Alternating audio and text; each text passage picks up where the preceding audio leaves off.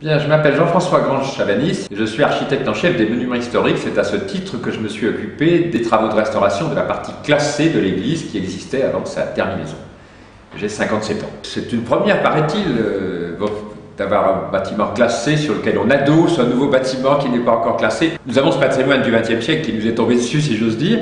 Le Corbusier est en fait le plus précoce des architectes protégés au titre des monuments historiques, puisque certaines choses ont été protégées de son vivant, ce qui normalement n'était pas la règle, parce que normalement on attend la mort de quelqu'un, on attendait pour classer quelque chose de manière à ce que la personne en question n'ait pas de repentir éventuel.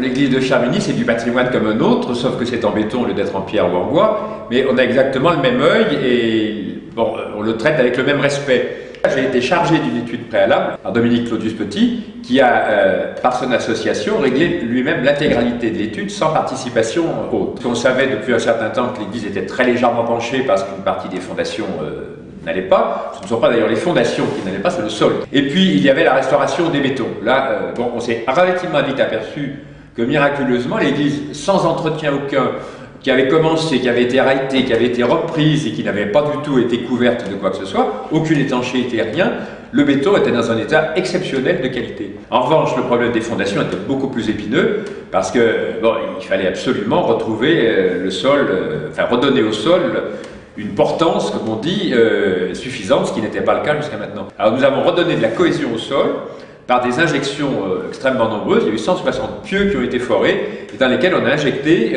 du béton plus ou moins liquide, plus ou moins solide. Évidemment, il n'était pas question de construire l'église, elle n'était pas restaurée.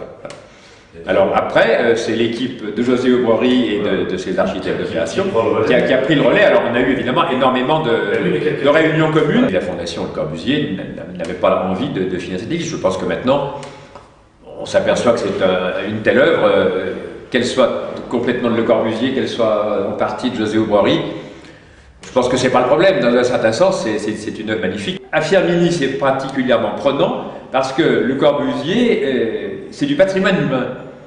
En fait, c'est pas uniquement du patrimoine bâti. Et l'église, à ce titre, est absolument extraordinaire parce qu'elle met un point d'orgue enfin, au quartier et maintenant, on n'imagine même plus le paysage sans cette église. Et alors ça, c'est quand même assez extraordinaire d'avoir l'impression de finir, enfin c'est plus qu'une impression, d'avoir la mission, si l'on peut dire, de finir un chef-d'œuvre. Et rien que pour ça, je pense que ça vaut le coup de l'avoir fini parce qu'on se serait vraiment privé de moments extraordinaires. Parce que ça arrive vraiment très rarement, de construire quelque chose de neuf avec autant de passion.